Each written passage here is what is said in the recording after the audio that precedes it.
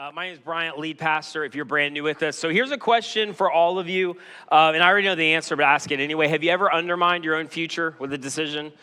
You don't need to point or raise your hand, but a relationship, a decision, financially, some kind of thing that you're looking toward, and you just kind of knew, but you did it anyway, and you excused why you did it, and you thought you were different, and it's a weird human thing where we will make decisions that we kind of know might not work out well for us, that might actually work against us. We do it anyway because we get in these moments where we just want it, and the thing is, it's not somebody else, like we're the someone.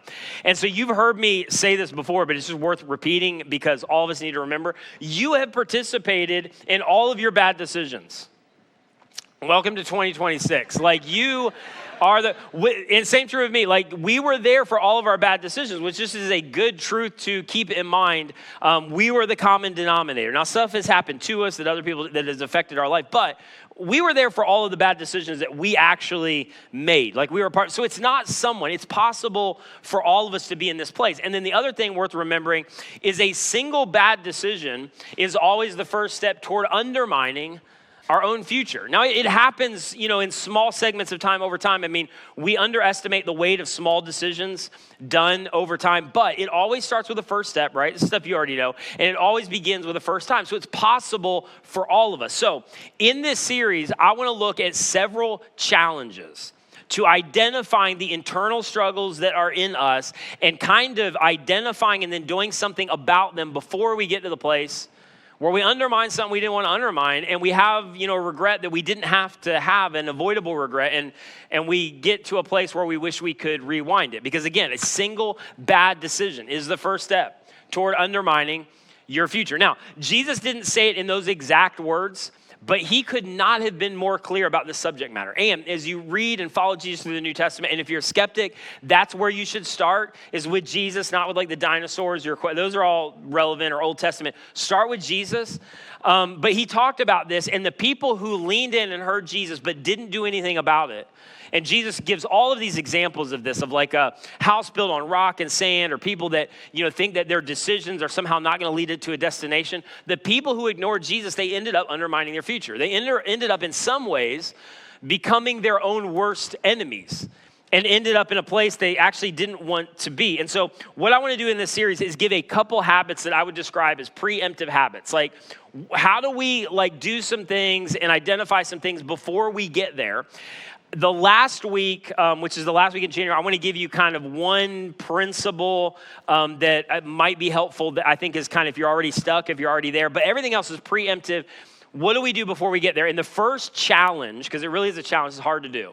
The first habit is something you've heard me talk about in different contexts, but it was really, I think, the way to start this series because it's so fundamental to this whole idea. And the first challenge is to pay attention to the tension, to pay attention to the internal tension. And you can call that whatever you want, but that thing where there's hesitancy, there's I'm not really sure, and you try to excuse it. You could call it a conscience thing, just that thing that makes you stop, makes you pause, that when you consider an option or an invitation or a big decision that causes even the slightest bit of hesitancy. And again, we're so easy at justifying and just kind of moving our way. You would instead do what a lot of times we don't do. Stop and just lean in and pay attention to that tension. That you would stop selling yourself. Because what we do when we get in that place is we start selling and we stop listening. That you would begin to just shut off the inner lame salesperson that we all have in our mind. You know what I'm talking about? Like the person that has sold you on some of the dumbest decisions in the world. And if somebody else tried to do that to you from the outside, you're like, that's terrible. That's a terrible sales pitch. And yet we give into it all the time. In fact, here's a couple examples real quick, just to kind of get us on the same page. You're like, well, if I go home and decide I don't like it, we'll just donate it. That's attention you should pay attention to. We already have one that does everything that this one does, but this one is newer. So it's it's not even an upgrade. It's exactly the same thing, but it's just newer. And so who doesn't want a $1,000 car payment for no reason? We just like the newer one. Or here's a couple others real quick. Yes, it's wrong, so just don't tell anybody. I mean, we'd never say it out loud. It's just the internal dialogue. Sure, your husband would be hurt and offended if he found out, but your husband isn't bright enough to find out, so it's not. And then the last one, I think there's one more. Yes, your girlfriend would be devastated, but let's face it, she's not nearly as attractive as. Hey, they're not mine. They're not mine. So don't. I'm just trying to unearth what I know. Like, I talk to a lot of people. So, like, there's just tensions that rise to the surface that you should pay attention to. And the moment you start selling, this is when if you don't get anything else today, the moment you start selling yourself, and you know what I'm talking about, you should just hit pause. And you should just kind of take a step back. And here's the other thing a lot of us have figured out just in terms of life experience. We rarely have to sell ourselves on a good idea. We rarely. I've learned this in hiring people. I've learned this in terms of a big purchase, a big decision. The moment where I'm like, because like there's some kind of emotion or a tie that I have, or I kind of want it, and all that starts to, come to the surface. When that starts to happen, I'm like, probably not a good hire. Probably not a good purchase, probably not a good decision. You rarely have to sell yourself on a good idea. And so all of us feel and have experienced that tension, and you got to figure out a way to not dismiss it and to lean into that tension, that hesitation early enough that you, if you're a Jesus follower specifically, but this is really for everybody, that you would lean into what God is doing and where God wants to direct you. The most, I think, clear explanation of this actually comes from a narrative in the Old Testament, which is really the Hebrew scriptures. And it's a narrative that I've looked at several times over a lot of years, but it was so relevant to this principle and starting this series. But it comes from the life of David that maybe you know about, or you've watched a movie, or you just grew up in the church. But 1000 BC, David is a shepherd boy. He is basically marginalized by his own family. He's the youngest of a bunch of sons. Again, maybe you know some of the details. There's the first king of Israel was Saul, and yet God had decided he was going to go a different direction because of multiple circumstances. And so he sends Samuel, and Samuel is a prophet. And basically in those ancient times, a prophet was like a spokesman for God, basically. Sends Samuel to the household of David, who's the youngest son, and says, out of this household, I'm going to anoint and pick a next king. And so Saul, hey, bring out all of the highest GPA, best athletes, whatever, they'll probably be king. And he parades all them out, and God's like, not them, not them, not them. Gets to the end of like multiple sons, and Samuel's like, you got anybody else? And they're like, no, well, we do have one, David. It's not him. And they go get David, who's a shepherd boy, and at this point in his life, not that impressive, and brings him out. And this is just a quick side note, but I think it's important that what we see about ourselves and what other people see about us is oftentimes in contradiction to what God sees about us and how God sees us, and that God sees something in David that David doesn't see in David and nobody else sees in David. But God doesn't see the way that we see. He doesn't see you the way that you see you in terms of a positive light. And so Samuel's like, no, that's actually the kid. He's going to be the next king of Israel. Now, the only issue with that is Israel already had a king. And I don't know if you know this about ancient times, if you don't know the Bible. Kings don't like it when you anoint new kings, and they haven't signed off on it. And so David's anointed the next king is still a teenage boy. And then there's the whole David and Goliath thing. If you know that, he defeats Goliath. So he is immediately catapulted to national fame. Everybody knows David. Everybody writes songs about David. Eventually even marries Saul's daughter. And so David becomes this national sensation, but he also becomes a massive threat to Saul because he threatens his kingdom and his heir, Jonathan, from taking over the throne. And so David ultimately becomes a fugitive because Saul tries to kill him in order to preserve his throne. That was just, normal procedure in that day. But he's a fugitive and a legend because people love David. People know the stories of David. So David assembles a small army of other fugitives who are all in with him and political enemies of Saul. And so he goes on the run.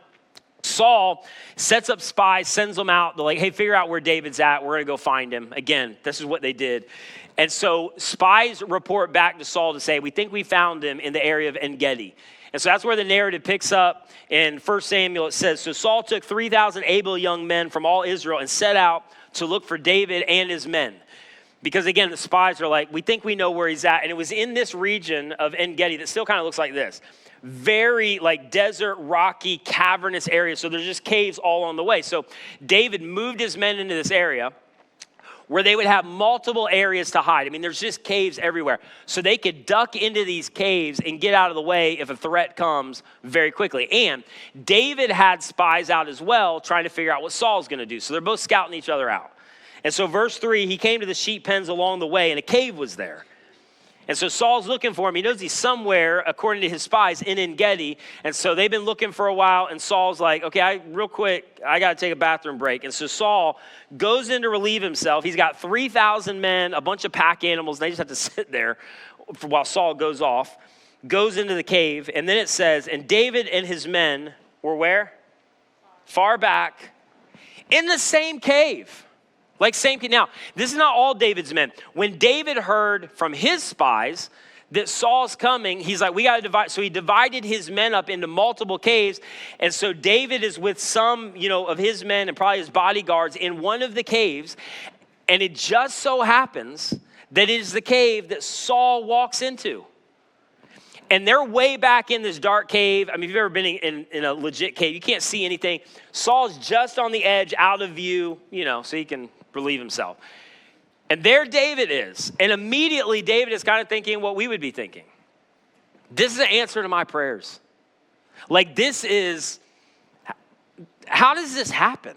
Because legitimately David had been anointed and promised the kingdom of Israel from God. And here he is, and he's thinking all the dots are connecting. I've been praying about this for a long time. And here it is. How amazing and good is God that he would deliver my enemy into this very cave. I mean, what would you think? I mean, David's thinking, God delivered my enemy into my hands right in front of me to fulfill ultimately what he promised me, because he knew the only person standing in his way of what God had promised was Saul.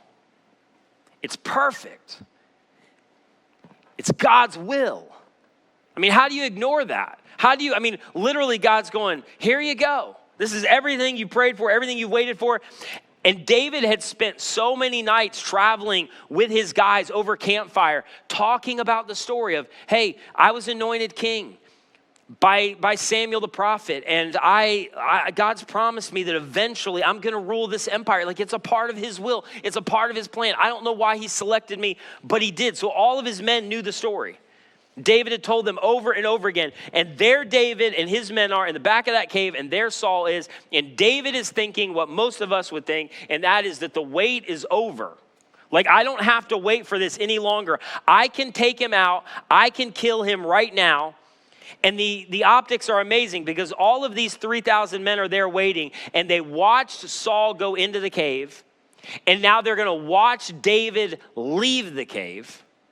And everybody's going to know that David prevailed, that God fulfilled his promises, that God did exactly what God said he was going to do. And no civil war, lives would be spared. And come on, just real quick to get in. And again, in a totally different context, we relate with this. Can you imagine how much emotion is in that moment? Can you imagine how much adrenaline is going on in that moment? And can you imagine how much pressure David feels? I mean, this is his opportunity to act. This is the answer to prayer. All of his men are like, David, let's go. Get on with it. And yet David felt something else as well in this moment, because there was a tension and there was a hesitation that just rose up within him. And initially he ignored the hesitation and he ignored what was going on, because it just made absolutely no sense to him. And so it says that when David saw Saul and Saul couldn't see him, then David crept up unnoticed. But as he got closer, probably you'll find out in a minute, about a foot of where Saul is at. As he got closer, something just wasn't right.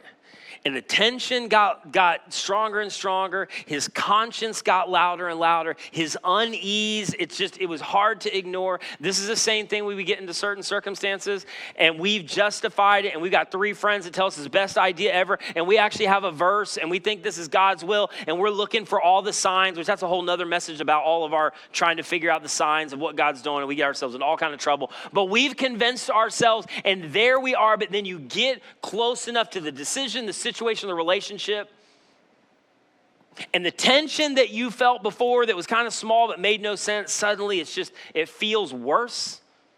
Your conscience is louder.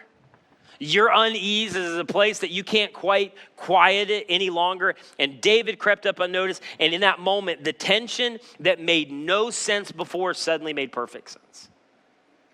that he gets up within a couple feet of Saul and he realizes, I'm about to murder the king. And yeah, there's some justification here, especially in ancient times. This guy has me on the run. He's trying to murder me. I'm off, scrambling for my life. But the reality is when David gets close enough, he realizes this is not the right thing. That God put Saul in place as king of Israel. And yes, I'm promised. And yes, there's a future. And yes, I know that God has something up ahead. But I think David in that moment realizes and he leans into that tension long enough to recognize that it is not my responsibility to replace what God has put in place. That it is not my responsibility to replace what God has put in place, meaning this. Go with me just a second. That when you're on the verge of that decision, of that relationship, of that thing, the dream, the business that you've dreamed of, making that decision as priority for your family, that move, that new job, whatever the thing is, and the pressure is so strong and the momentum's so strong and, they want you to do it and they're cheering you on, or this is the right thing to do in light of what they did to you. And at some level, some of those decisions, you might even be able to argue, I think this is God's will, at least eventually. I think that this is what God would want for my life. I think ultimately this is where I want to end up. And I think this may be even God's dream for me. But here's what David did that oftentimes we don't understand. That even if this is God's will for my life, I don't have any right to manipulate the timeline or to manipulate the outcome of that decision. Because even if this is what God has for my future, it is not my responsibility to speed up the process. It is not my responsibility to manipulate the outcome, which is always our dilemma. And when our circumstances align with our wishes and our desires, and we even think like eventually it's the right thing, it is hard not to convince ourselves in the moment to just do it anyway.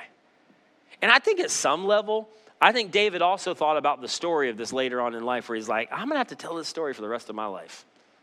And is this really a story of I trusted God and God came through? I mean, later on when people are like, how'd you become king? Well, I was in the back of the cave and I took out the other king when he was taking a bathroom break. And God, is it when the grandkids get up on his knee, like, Granddaddy, tell us the story one more time. Well, when Saul was taking a leak, I snuck up behind him. And then I don't know if that's a story of God, God coming through, God's faithfulness, God So in spite of unimaginable pressure, David changed course, and it says he crept up unnoticed.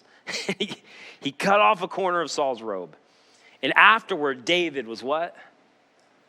Conscience stricken that he had even gotten to that point, that he ignored that tension and that he was about to take out the king. But he finally got to the place to pay attention to a seemingly irrational conscience issue that nobody else was paying attention to, that kept him, at least he would do it later, but at least at this point in his life, would keep him from undermining his own future and becoming his own worst enemy. And so verse 6, he said to his men, who are in shock, by the way, the Lord forbid that I should do such a thing to my master, the Lord's anointed. And all of David's men are like, wasn't he just your enemy 5 minutes ago?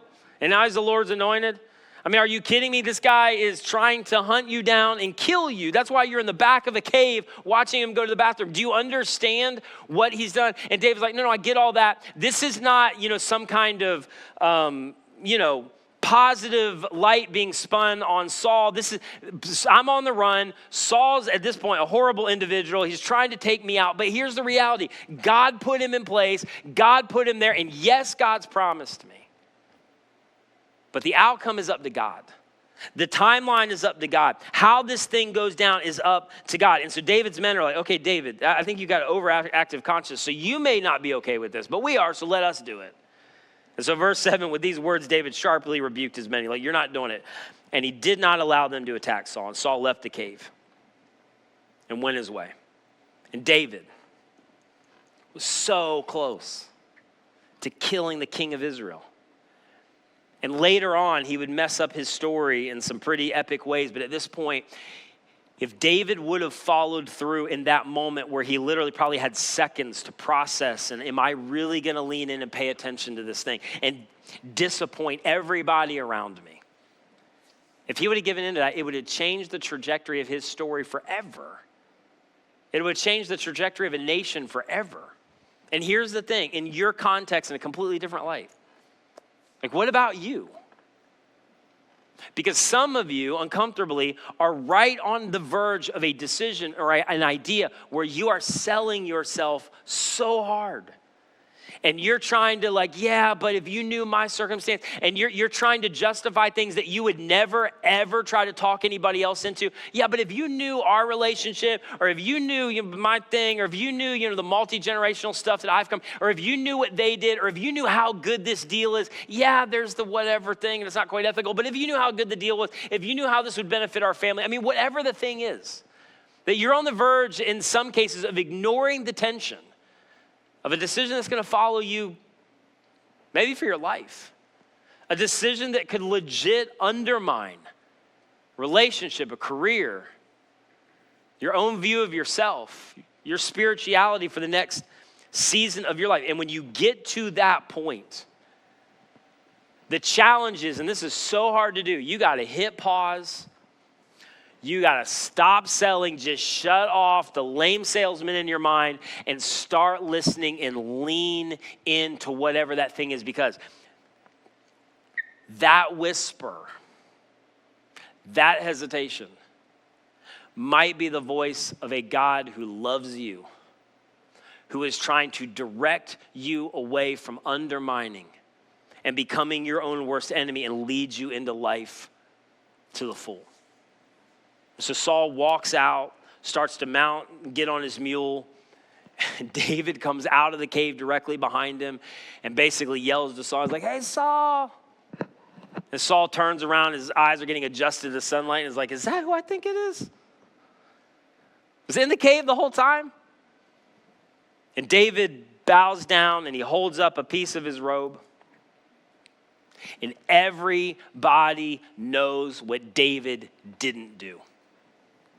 Everybody knows what David could have done. Everybody knows what David's men were whispering in his ear at the back of the cave. Everybody knew that David was completely in the minority on this decision, had unbelievable pressure behind it, and yet in this moment was a much better man than Saul. And there they were as they came out of the cave. And it says that David went out of the cave and called out to Saul. And then David kind of gives this little speech, and at the end of it, he says this, and this is so extraordinary. "May the Lord judge, not me. And by the way, Saul, you deserve to be judged, and what you're doing is not right. And the fact that I'm on the run so that you don't kill me is absolutely off the rails. But I'm not God. And I'm not in control of timelines and outcomes. May the Lord judge, not me, between you and me. And may the Lord avenge the wrongs that you've done to me. But my hand," not because you deserve it, "but my hand will not touch you." And David, this is so hard to do, David did the right thing and not the expected thing. David did the right thing, not the thing that all of the pressure was mounting towards, that everybody was telling him to do, that everybody was justifying, that everybody else does in culture. He did the right thing rather than the expected thing. David decided not to use Saul's bad behavior as an excuse to behave badly. And isn't that hard to do? Like, if you've been wronged, if they walked out on you, if you've been cheated, if they stole the idea, if they're whatever, it is so hard to not use somebody else's justification. I mean, for us, are you considering behaving badly based on somebody else's bad behavior? And in a sense, becoming like somebody that you don't even like? And ending up sabotaging, undermining your own future because somebody else is undermining their own future and their own relationships, and you become exactly like the person that you don't like or you don't want to be like. Because again, remember, rarely do you have to sell yourself on the right thing to do. Rarely do you have to do all of these, mental gymnastics and create these narratives to convince yourself of the right thing to do. Saul leaves and he is humiliated because of David's humility. And he goes his way, and 7 chapters later, a random arrow pierces Saul, and David becomes king. And here's the reality, like all of us deal with that tension constantly. And the tension is like it's somewhere between an everyday decision and murdering a king. I mean, there's a wide range. But all of us deal with the tension. In fact, this last week, my oldest son, Ryder, who's 11, came to me, and he is an avid reader. And my wife is a English lit teacher, so she also gives these different like classic things in literature she wants him to read. So he just started this new book series, this fictional series, and he started to read the first one, and he got into it. He's like, I just don't like, he's like, some of the stuff, the way it's portrayed and the way God's portrayed or whatever, like I'm not comfortable with it. And so I sit down like a good father, and I tried to convince him why I was wrong. I was like, no, buddy, it's fictional, and this is a really good book, blah, blah, blah. And I try to convince him of all this stuff. And he walks away, and he continues to try to read the book, and he comes back to me. He's like, Dad, I just don't feel good about reading this book. I don't like it. I don't like how it's written. And I'm like, all right. I mean, the great dad that I am of trying to convince my son to read something he doesn't want to read because he's uncomfortable. But it was such an incredible example to me of like leaning into a small thing. I'm trying to convince him otherwise, of just tension that he decided to pay attention to, which is an incredible example. And all of us have that. And again, it's a small everyday decision to David's circumstance of murdering a king, but every single one of us find ourselves in that dynamic, and the dynamic is the same. If there is something that you're on the verge of, that you're contemplating, that you know is coming, down the road, and you just can't put your finger on it. You can't even explain it real well. Sometimes you look like, you're crazy. Or somebody has brought something to your attention and they're not even that close. They're a little bit removed relationally, so it's easy to dismiss it, but they brought something up and maybe they don't even know it, but what they brought up bothers you. You should let it bother you. You should feel that tension. You should bring it to the surface. You should confront it. You shouldn't run away with it. And instead, the moment you start figuring out all the ways you can dismiss them because you don't even know them, or that thing's not a big a deal, or I can't even put my finger on it, so I'm just, being whatever and over the top. No. You should bring that front and center, and the thing that bothers you, you should just let it bother. You shouldn't rush by it, because that tension might be God protecting you and leading you in the direction that he has for your life in this next season, and keeping you from undermining your own future. To challenge yourself to ask this question, and it is such a difficult thing to do. Is there a tension that rather than ignore that deserves my attention? Is there a conscious thing? Is there just a hesitation and a hitch, and I'm not even sure where it came from? Is there a tension that deserves my attention? This might be the preemptive strike against becoming your own worst enemy in this next season of your life. Because you know this already. Every single habit begins with a first time. Every pattern begins with a first line. Every journey begins with a first step. And so the challenge for every single one of us is to lean into that. And so here's my challenge for you. If something bothers you, and some of you are on the verge of this right now, so this seems incredibly relevant to you, and you had no idea, but this is exactly where you are, because the decision is a contemplation there. Are we going to do this? Are we going to prioritize this? I just don't feel right. If something bothers you about him, about her, about that offer, about that invitation, and here's the thing again, it doesn't matter if you got 7 people cheering you on. It doesn't matter if they're in their ear. It doesn't matter if that's what they did. That deal, that invitation, that offer, there's something that bothers you, then face it until it goes away, or you decide to go a different way. You should face it. You should bring it to the surface until it goes away, and sometimes it goes away, or you should stay there until you decide to go different. I'm telling you, so many people in this room and online have so many stories of where they stayed here long enough, and what they were so sure of at the beginning, suddenly the irrational tension, they sat there long enough where they just realized, I need to go a different way. And now they would look back and go, this was the voice of a God who loves me, who is leading me in a better direction. So here's the challenge as we get ready to close. I'm going to pause. That relationship, that decision, that priority, that thing, that nudge that I feel like God's asking me to do, I will pause until I pinpoint the cause. And I will explore rather than ignore my conscience. Let's just say that first one together real quick. I will pause until I can pinpoint the cause. I will pause until I can pinpoint the cause. Let's say this together. I will explore rather than ignore my conscience. And I know I say this all the time, but it's true.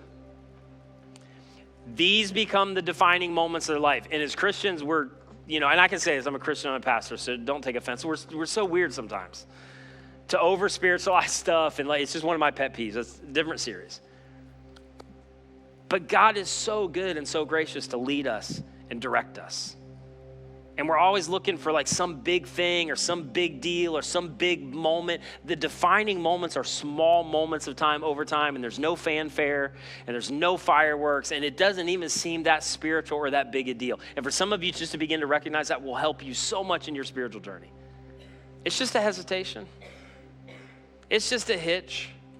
It's just a tension. And somehow you recognize it's not just a hitch, not just a tension.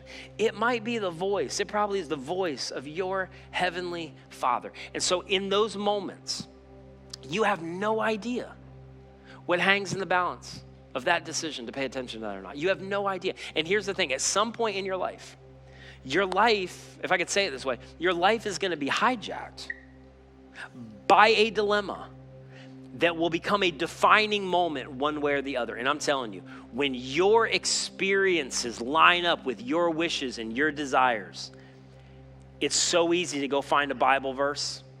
It's so easy to connect the dots, and I think God is. It's so easy to find some voices to cheer you on and to not act or to say no to that thing that you just know, and that tension may literally be the voice of God. And listen, if you're a follower of Jesus, and if you're not, if you're considering following Jesus, but if you're a follower of Jesus, here's where all of this intersects. Because when you pay attention to that, what you're saying is, I don't know the outcomes. Now, we think we do. We're like, well, I know how this is going to end up, or I'm different, and yeah, I wouldn't advise them on this, but if you knew our situation, we don't know the outcomes. Jesus is saying, why don't you trust the one who does? Why don't you trust the one who does? Why don't you trust the one? Because you have a Savior who died for you. And if you're not a Jesus follower, here's what we believe, that, and we overcomplicate this, but Jesus really did come to earth, and he lived a perfect life and died the death that we should have died for our sin, past, present, and future. And then 3 days later, and this is if you're a skeptic, this is the place to start. Did Jesus rise from the dead? He rose historically, I believe, spent my lifetime studying it, rose historically from the grave. And because of that, we're not just looking for hope or trying to have faith in faith or muster up something to make us feel better about life and tragedy. When Jesus rose from the dead, it validated everything he said about his death, that he really did die for our sins, that there really is something beyond this life, that when we place our faith and trust in him just to go, I believe that you lived and died and rose again, I'm trusting you as my Savior. We become sons and daughters of God. We're invited into new life, and we're invited to follow Jesus. And Jesus says, if that's you, I'm inviting you into life to the full. Not perfect, not pain-free. I'm inviting you into life to the full. I have a will and a plan and a destiny for your life. And that tension is one of the ways that I'm going to direct the story that I'm writing for your life. So trust me. Here's the thing about Jesus. This is not a religion. Some of you grew up with a lot of religion that just messed you up in a bad way. Jesus is inviting us into a relationship. And relationships are only as good as the trust in that relationship. That Jesus' primary, this is new for some of you, Jesus' primary objective is not your obedience. You can be obedient and be self-righteous, arrogant, and impossible to be around. He's inviting you into a relationship where you may stumble sometimes, not get it all right, not even look the part, but you are growing in trust to say, Jesus, I'm going to trust you increasingly with every area of my life. And when you decide to ignore that tension, basically what you're saying is, okay, I'm going to go after this anyway. And I think God would say, okay, if this is what you want, I'm going to give it to you. But you're going to take responsibility for the outcome. But when you decide to lean into that thing, that tension, what you're saying is, God, you take responsibility for the outcome of this decision. My only job is to obey God and to trust him with the outcomes.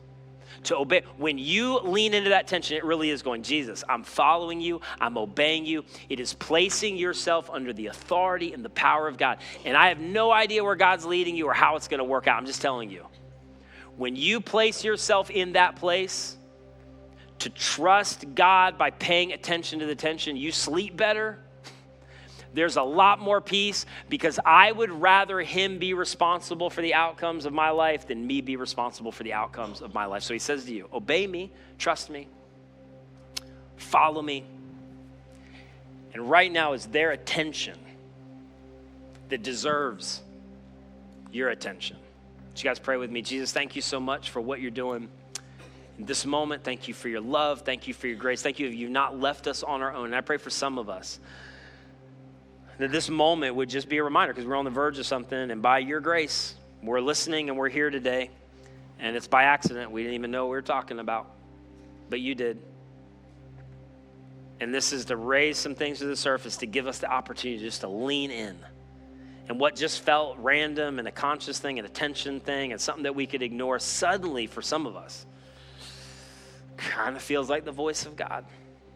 And so give us wisdom to lean into that. I pray for others that are just trying to figure this out. Pray you would honor their curiosity to try to move toward Jesus or figure out if faith is real or this whole thing is real, God. And that even today, maybe you lead them a step closer to believing that Jesus actually is God and following him. And so we pray all of this in Jesus' incredible name. Amen.